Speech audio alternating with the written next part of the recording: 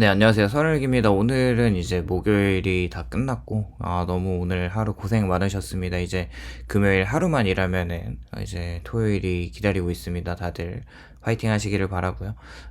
요즘 이제 생각을 해보면 먼저 일본에서 나타나는 이제 사회적인 현상에서 이제 이런 프리터족이라고 하는 새로운 삶의 개념, 어떤 직업의 개념이 있었는데 한국에서도 이런 프리터족들이 많이 정착하고 있는 것 같습니다.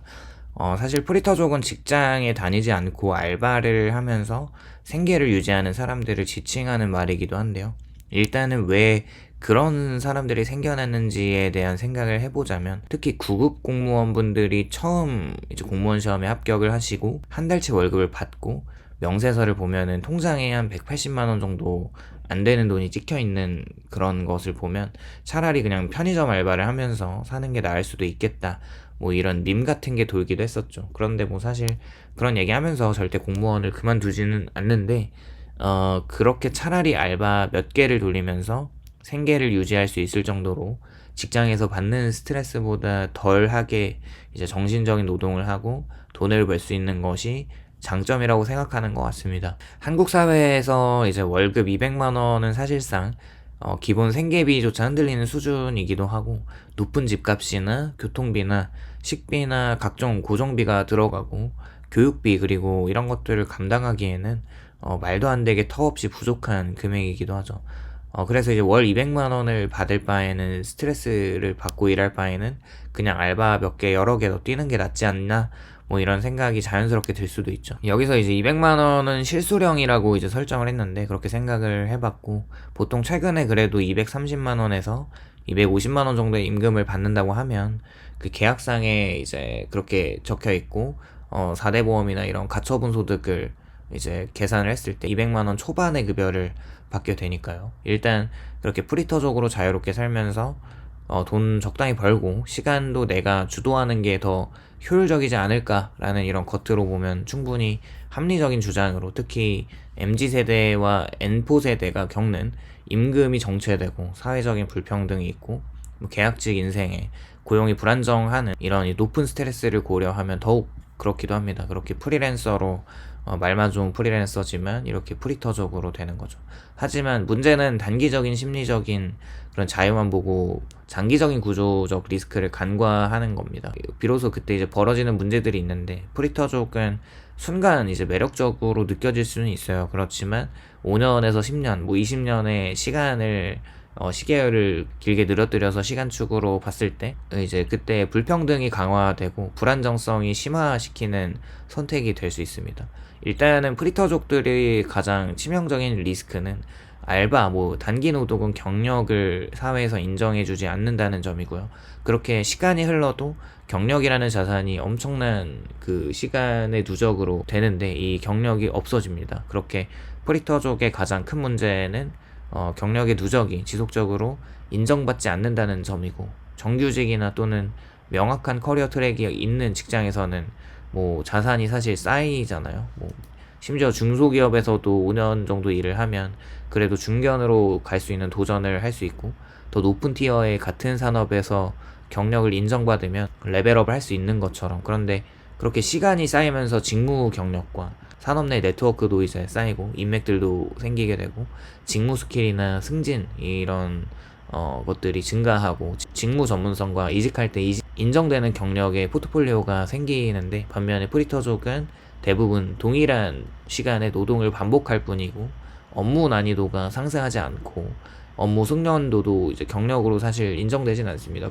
뭐 물론 이제 알바에서 계속 경력으로 채용을 할 수 있지만 이제 일반 회사에 들어가기는 쉽지 않은 거죠. 그렇게 단순 업무나 서비스나 물류 위주의 노동은 경력 자산으로 인정하기가 어렵고 기회비용만 증가하게 됩니다. 그렇게 연차가 쌓이더라도 시급이 사실 정규직처럼 계단식으로 상승을 하지 않죠. 즉 시간은 흘러가는데 커리어는 계속 제자리에 머물고 있고 10년이 지나도 인적 자산은 크게 쌓이지 않기 때문에 노동시장에서는 가격, 뭐 임금은 거의 변하지 않는 것을 생각을 해볼 수 있습니다. 이 점을 간과하면 30대 중반 이후부터 임금이 감소하기 시작하는 프리터 다이브 고용 하락 곡선이라고 하는 위험에 노출될 가능성이 크죠. 사실 알바 같은 이런 프리터 노동은 언제든 대체 가능한 노동력이라는 구조적인 한계가 있습니다. 알바 중심의 노동 구성에서 기업이 고용하는 기준은 단 하나인데 가장 저렴하고 쉽게 대체 가능한 인력인가. 이 때문에 프리터족은 구조적으로 다음과 같은 위험에 노출됩니다. 사실 직장에 다니시는 분들은 아시겠지만 그래도 알바보다는 내가 하는 일에 대한 어느 전문성이 좀 쌓이잖아요. 그렇게 전문성이 생기면서 고용주 입장에서, 사장님 입장에서는 나를 잘라내고 다른 사람을 데리고 쓰기에는 또 이제 새로 교육도 시켜야 되고 이런저런 기회비용이 더 클지 생각을 하면서 웬만해서는 회사의 매출이 급감하지 않는 이상 계약된 관계도 있을 것이고 여러 가지 면에서 피곤해지니까 바로 웬만하면 잘라내지 않고 지켜봅니다. 그런데 이제 알바는 법적인 시급에 월급을 올려줄 의미가 없고 계약을 하기도 하지만 나이가 들수록 시장에서 매몰받고 체력 저하로 선택 가능한 업무가 급격하게 줄어들면서 점점 젊은 노동자의 또 유입이 있겠죠. 그렇게 젊은 사람들과 경쟁력을 한다면 사장님들 입장에서는 나이 드신 분을 굳이 고용할 필요가 없고 이런 경쟁력이 하락합니다. 그리고 단순한 업무는 자동화, 기계화의 대체 속도가 굉장히 빠르고 인건비 절감의 정책에 영향을 가장 먼저 받게 되는 것이 프리터족입니다. 언제든 가능한 노동력이라는 위치는 경제 위기 때 가장 먼저 타격을 받고 정규직보다 먼저 잘리게 되고 계약직보다 불안정하고 프리랜서보다 이제 보호장치가 없습니다. 그리고 많은 프리터족은 자유롭게 살겠다는 목적에서 시작을 하잖아요. 근데 실제로는 계속되는 불안정한 수익 구조 때문에 장기적으로 스트레스를 받고 사실 자유롭게 살지 못하는 것 같습니다. 예를 들면 이번 달에 근무 시간이 줄어들면 소득이 즉각적으로 감소하는 게 눈에 보이게 되잖아요. 그리고 이제 일하던 그 알바 매장에 갑작스러운 폐업이 되면 실직할 가능성도 있죠. 그리고 건강 문제가 있어서 며칠 쉬게 되면 바로 그 하루 일당이 없어지고 이제 명절이나 비수기에는 발생하는 수입이 이제 공백기가 됩니다. 그렇게 이런 공백기에서 계속해서 알바를 구해야 하는 스트레스가 있는데 이 불안정성이 지속되면 결국 불안장애나 우울증 상황이나 수면장애나 미래를 회피하는 이런 악순환으로 이어질 가능성이 있고 정규직의 스트레스는 업무 중심과 이제 사람 중심이지만 프리터족의 스트레스는 생존 기반 자체가 흔들리는 이 스트레스로 서로 받는 그 결과질은 완전히 다릅니다. 사실 노동시장은 구조적으로 나의 노동 단가 시간을 이제 시장에 파는 구조인데 나이가 들수록 알바 인생은 점점 불안해질 수밖에 없는 것이죠.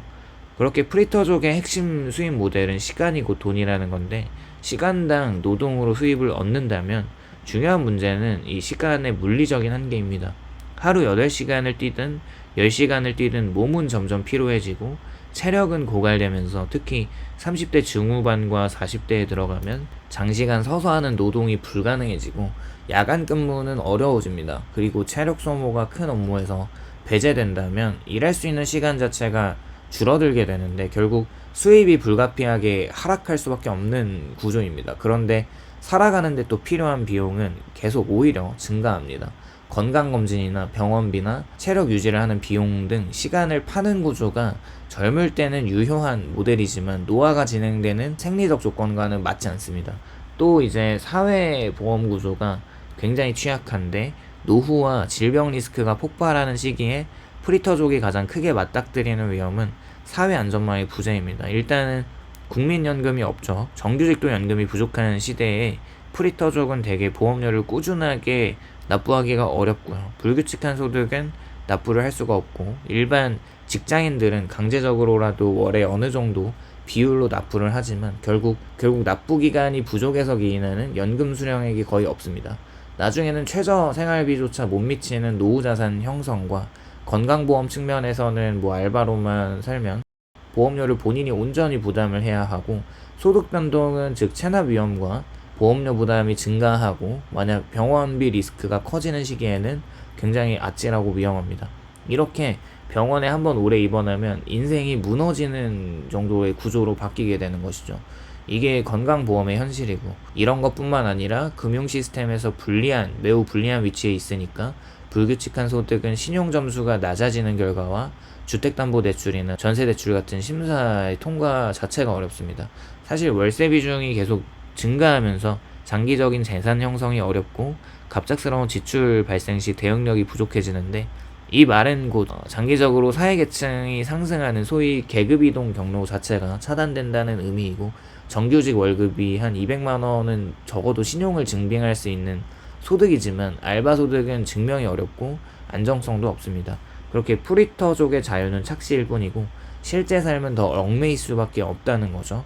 많은 사람들이 프리터족을 선택하면서 가장 먼저 떠올리는 장점은 자유로운 시간이라고 생각해서, 자유로운 것 같긴 하지만 실제로는 경제적인 불안정에 의한 시간의 질이 크게 떨어지는 선택이라고 생각합니다.